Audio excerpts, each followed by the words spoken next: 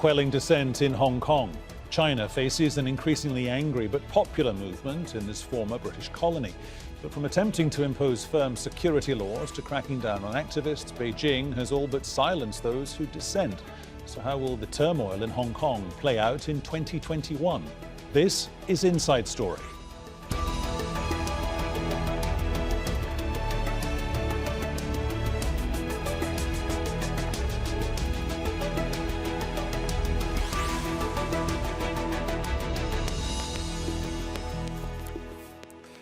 Hello and welcome to the programme today. Here from Doha, I'm Peter Dobby. Now, it's a movement that's swelled into the millions, winning the backing of both leaders and the public around the world. It's been championed as one of the 21st century's most important social movements. But in 2021, the Hong Kong democratic movement is a far cry from what it was in its heyday. Key figures are behind bars or they're facing charges. Pro-democracy politicians either walked out or they were kicked out of the legislature. New strict security laws are being used to shut down Beijing's critics. Thanks in part to the pandemic, mass marches are now few and far between. And most recently, a group of activists who fled from Hong Kong to Taiwan has been sentenced to prison. The Chinese Communist Party is whitewashing itself through this incident involving 12 Hong Kongers by harming Hong Kong people, setting a trap to create a so-called unique judicial system to create their so-called fair and justice trial. This is the act of a rubbish totalitarian regime. According to the official state media, 10 of them have pleaded guilty and say that, we appreciate a very open, fair, transparent judicial system of China. And this is so totally absurd. So how did we get to where we are today? Well, the pro-democracy movement has operated since the UK handed sovereignty back to China in 1997, but its most recent activity started in March 2019. That's when mass rallies, sit-ins and protests that sometimes became violent began over a law that would allow criminal suspects to be extradited to mainland China. The withdrawal of that bill in September 2019 was seen as a major victory, but the protests didn't stop. In June last year, the Hong Kong government responded with a set of security laws. Although not explicitly stated, they could ensure any critics of the government would be put behind bars. And it's worked. In the last month, significant people like Joshua Wong, Agnes Chow and Jimmy Lai are being locked up. There we are. Here we go. Let's bring in our guest. From Beijing, we have political analyst Aina Tangan. In London, we have Nathan Law. He's a pro-democracy activist who fled Hong Kong before the security law came into effect. And in Canterbury, in the UK, we have Kerry Brown. Kerry is the director of the Lao China Institute and professor of Chinese Studies at King's College London. Gentlemen, welcome to you all. Nathan Law, coming to you first. How will Beijing carry on trying to reshape Hong Kong in the coming year? It's obvious that Beijing is conducting a scheme that turned Hong Kong into just an ordinary city, confiscating its freedom and infringing people's rights. So in the near future, in the next year, I believe that heavy-handed approach will continue and Hong Kong people will continue to be suffering from this political persecution. Aina Tangan, put some of this into an immediate historical context, if you can. Was COVID a game changer for the Chinese government? No, actually not. I mean, the game changer was the security law that was passed earlier this year, and which basically allowed the authorities to crack down on what they saw as reprehensible hooliganism. They did not see it the way that Nathan does. They saw that a small group of protesters were trying to hijack the economy and the politics of Hong Kong, in essence, make it independent, which would be, of course, treason. Kerry Brown in Canterbury, what happens in the coming year, in 2021, if the Chinese government kind of crosses a line or pivots towards something that might be seen as retaliation as opposed to an at a distance by remote clampdown? Well, I think COVID-19 has given everyone a bit of a breathing space, ironically, because I think things were escalating and getting out of control for everyone in Hong Kong in the previous year. In the coming year, I think really we're going to probably see, if we're realistic, Beijing continue its policy of really controlling all it can control. It doesn't want to see any more protests. And I think for the people in Hong Kong, it's going to be basically how do you carve out with this pretty brutal kind of set of circumstances a kind of space for domestic politics about defending the identity of the city, about its economic future, but also its political future. I mean, I have to say, Beijing holds most of the cards. I mean, whether one likes that or not, it holds most of the cards. What can the world outside do about it? Well, they can work in concert with each other on particular issues. And I mean, Trump's presidency kind of did that a bit. But they've got to have a great deal of commitment because the costs of taking on Beijing these days are higher than they've ever been before. Nathan Law, how do you do that, particularly with Joe Biden coming into the White House at the end of this month? There was a YouGov poll across the Asian neighbor countries around that region, and all those people said, we actually prefer Trump because of what he said or edged towards saying, as opposed to what we might think about what Joe Biden will possibly say when it comes to foreign policy, specifically to do with Hong Kong. Well, definitely, we have a new administration in the U.S., and I think that all the Democratic activists in Hong Kong would be willing to work with both administration. And I think that for now, a transatlantic cooperation alliance is more likely to be formed under the Biden administration, to be honest. And I think it is really important because Europe is a great zone in Beijing's size that Beijing wants to pull them to their camp. So I think actually with the Biden administration, we have more edge to have a global cooperation in democracies and achieve goals that could hold China accountable. Aina Tangen, is it likely in 2021 that we will carry on seeing some countries, regional powers as well as international powers, apparently not really knowing how to react to what critics of the Beijing administration would say is, in effect, the annexation of Hong Kong, or by step change, the beginning of the annexation of Hong Kong? Well, let's keep this in perspective, Peter. Hong Kong was always part of China. It was taken away by the British, during the Opium Wars, basically as a prize, and a symbol that they could supply drugs to the Chinese people. So it began a period of 100 years of humiliation. This is not exactly a good moral cause to say that somehow Hong Kong is special and different because it was ripped away from its origins. So at this juncture, Beijing is trying to, and I would agree with the professor on this, they are trying to normalize Hong Kong. They were upset. The basic laws required that there be a security agreement passed shortly after 1997. Never was. They were very patient for a long period of time. They increased the number of representatives in the Legislative Council, but nothing seemed to work with that. And instead, you kind of had this radicalization that occurred that I think Nathan and his group represents. But they're not a government in exile. These are a group of people who the Beijing government sees as just troublemakers who have the wrong idea about what Hong Kong is. Hong Kong is not a separate nation to anyone on the mainland. It is simply something that is being returned to China after many, many years of being separated. Kerry Brown in Canterbury, you maybe have a darker scenario at the back of your mind for the coming year, but the reality is that we're talking about media control. We're talking about thousands of people being detained, hundreds/thousands of people being imprisoned. And to pick up on what Aina Tangen in Beijing is saying there, that was the original problem with handing back Hong Kong from the British to the Chinese in 1997, because the treaty that predated that, in the mind of the Beijing government, in the mind of Xi Jinping, the treaty itself, like all treaties with the British, was essentially skewed in the wrong direction.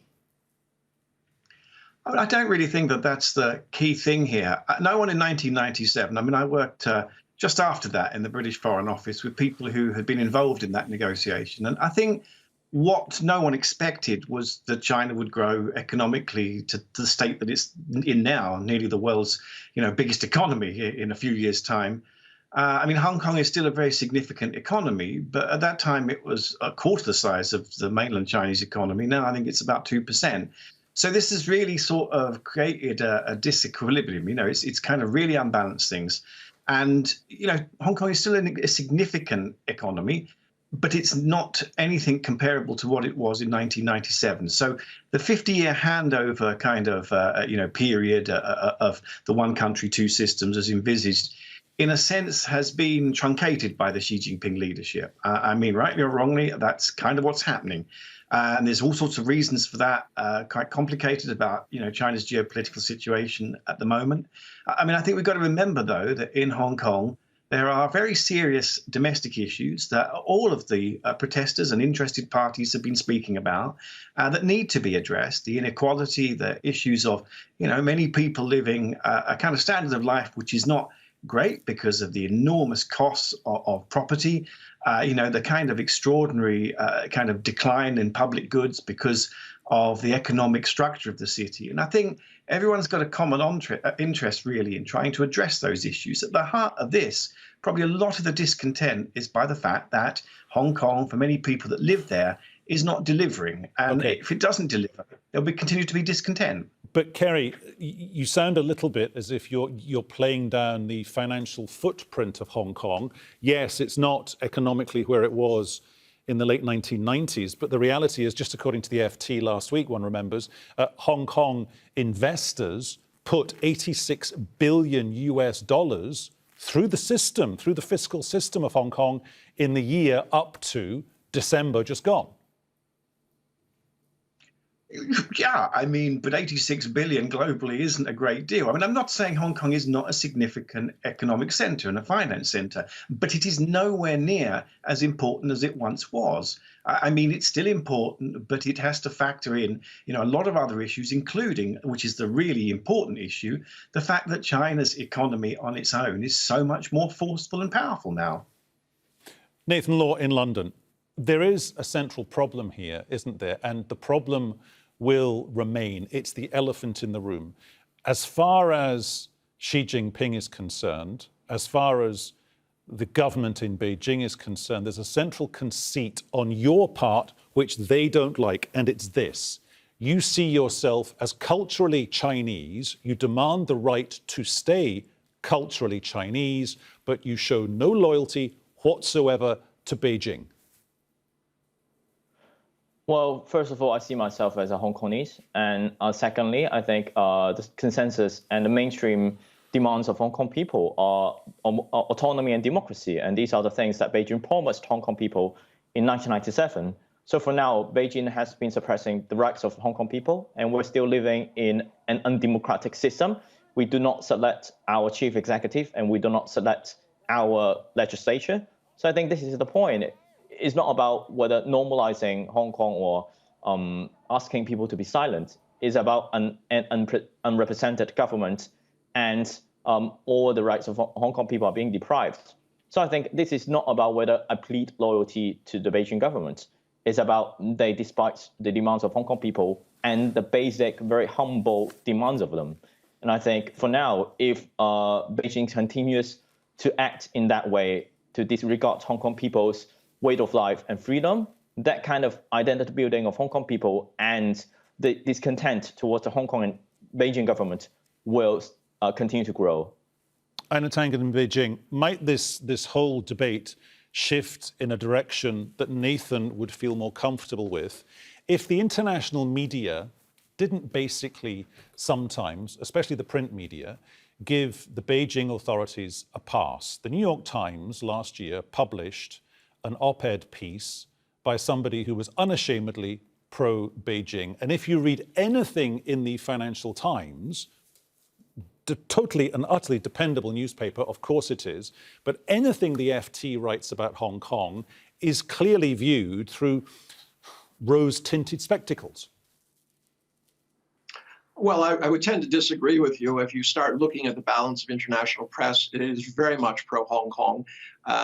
People like Nathan are lionized as, freedom fighters, as people who are bringing the good fight. I would suggest that we go back to what Kerry said, and that is there are real problems in Hong Kong. They're not caused by Beijing. The inequality has been caused by Hong Kongers, these very wealthy families. Top 100 probably own 85, 86% of everything out there. It's the rest of the people who are suffering. And regardless of whether Hong Kong was free, completely free tomorrow, it would not change these basic inequalities that have to be addressed. The fact is, Hong Kong does not pay a single cent to the mainland in taxes, never has. It's the other way around. Beijing has been sending subsidies and policies to Hong Kong to prop it up, to keep it going, to have it be a financial center. Hong Kong is very, very useful to Beijing, and they hope it will continue to be as part of this greater Bay Area.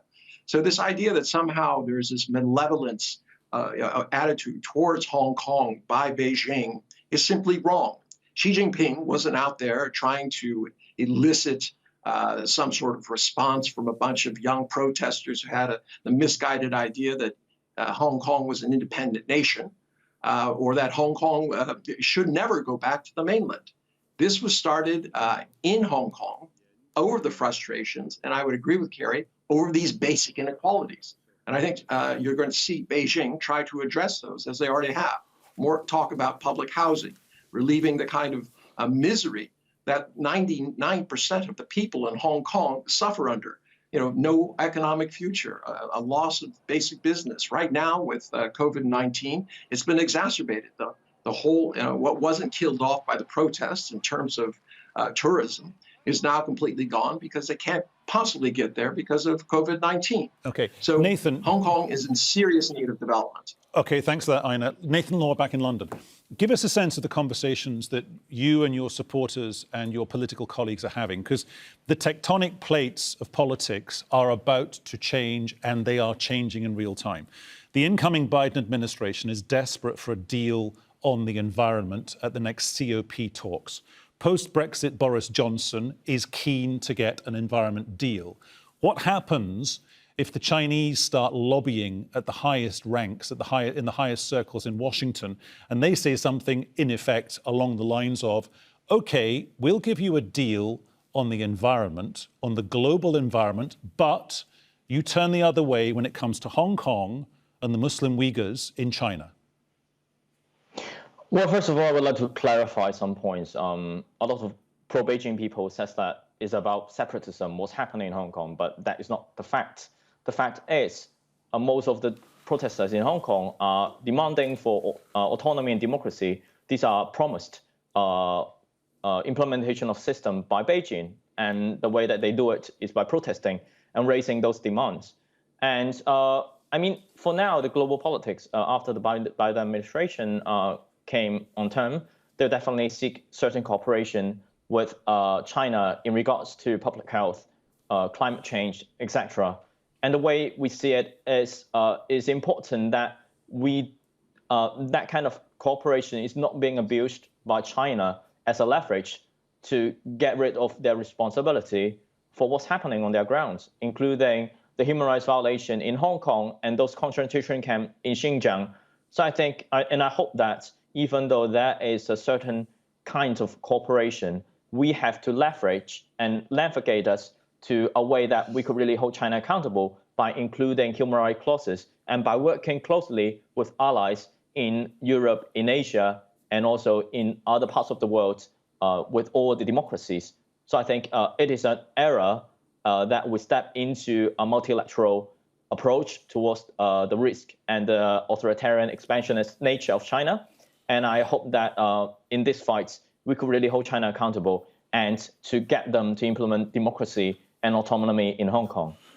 Kerry Brown in Canterbury, however, this idea of leverage is perfectly good if you want to adopt the moral high ground, I guess. But the reality is, when you get someone like Ai Weiwei, who, released a stunning documentary, 6 weeks ago now, I guess it was, 8 weeks ago now, He says the people of Hong Kong are prepared to sacrifice everything. But there's little left to sacrifice, surely. Well, I mean, the people of Hong Kong, the fundamental issue is that, of course, the biggest thing that the sovereignty of Hong Kong was decided in 1997, I guess. I mean, before 97, it was under British control, and after 1997, back with Chinese control, with the capital in Beijing. So the big issue is resolved. And it means that you're sort of dealing with tactics to kind of how the outcome eventually of this will be for Hong Kong, with another big issue, which is, you know, in 2047, the one country, two systems kind of comes to an end, even though it looks like it's already come to an end. So that's a very, very tough context to try to do anything. I mean, if you're a protester in Hong Kong, you know, you have to kind of work out what is realistic and what you're going to get the international community support for. The international community doesn't support independence for Hong Kong. The international community does support, you know, the defense of particular rights and freedoms that they believe were promised in 1997 to Hong Kongese. But there's got to be a strong consensus on that. I mean, the British government recently has become stronger in saying that it wants particular things, but the British government has its own fights in Brexit and other things, and so is not the player it once was, at least on this issue. I guess if I was a Hong Kong activist, I would be keen to get international support, but I would be wary. I would be very wary, because at the end of the day, you've got a lot of agendas from the Trump and then the Biden administration and others who really are looking maybe to use Hong Kong as a way of getting to Beijing because they don't like Beijing. It's not because they may have a deep and profound desire to support Hong Kong. So I think that Hong Kongese activists and others are in a really tough position. OK, Aina Tangan, briefly, we're heading towards the end of the programme. In the next 60 seconds or so, what happens if it goes from bad to worse in 2021? You know, we now live in a Hong Kong scenario, a Hong Kong situation where HSBC, for example, reportedly, and I stress reportedly, freezing the accounts of pro-democracy supporters in Hong Kong. I mean, given its financial backstory, that's a no-no anyway. But clearly, if it's true, that means the Beijing government can just do it, flick a switch, and then nobody has any money. Well, it depends on how they're acting legally. I'm a lawyer. I was a prosecutor. If they have evidence and they are able to show that the people that they want these accounts seized are somehow terrorists or involved in sort of a separatist movement, they can do that. We do that in the US. It's done in Europe. It's done all over the world. It's not wrong because Beijing does it, as long as it's legal. I don't know. As you said, it's rumors. HSBC, I would agree with you, has extremely troubled past. And we don't need to go into that there. But let me be clear. You know, we're talking about this very rationally and calmly here. People need to go back and take a look at the pictures of the protest. You know, officers having their necks sliced, people being beaten up in the streets, and people literally having to shut down their businesses because these marauding protesters decided who they wanted and who they didn't want and attacked any stores that they saw as contrary to their ideas. So this was not a peaceful demonstration. It started out as such, okay, and then it moved into a violent problem. So that was the issue. Last 30 seconds to Nathan Law. Nathan, you're on record as having said what we can choose is how we respond to fear. Do you have another big issue? And it's this. Xi Jinping is clearly playing a long game. He's thinking about the party congress, not in 2021. He's thinking about the party congress and where he is in relation to the greater issue of China in 2022. And in that regard, you have got a big fight that's still to come at you. Undoubtedly, the perception of the democratic populations are getting worse and worse towards China because of how they handled the COVID pandemic and also their treatment of Hong Kong people and the Xinjiang people. So for now, I'm quite optimistic that in the future, there will be a growing trend of being assertive and tough towards China, even though Xi Jinping wants to play the long game. But it doesn't mean that the time is with him. So I will continue to do my advocacy work to raise awareness to these human rights violations in China and in Hong Kong, and I hope that the democratic countries, their leaders, will recognize the threat of the Chinese Communist Party and work together to curb it. Gentlemen, thank you very much. They were our guests here on Inside Story. They were Ina Tangen, Nathan Law and Kerry Brown. And thank you too for your company. You can see the show again anytime via the website, aljazeera.com. And for more discussion, go to our Facebook page. That's facebook.com/AJ Inside Story, or follow the conversation on Twitter @AJ Inside Story. From me, Peter Dobby, and the team here in Doha, thanks for watching. I will see you very soon. For the moment, bye-bye.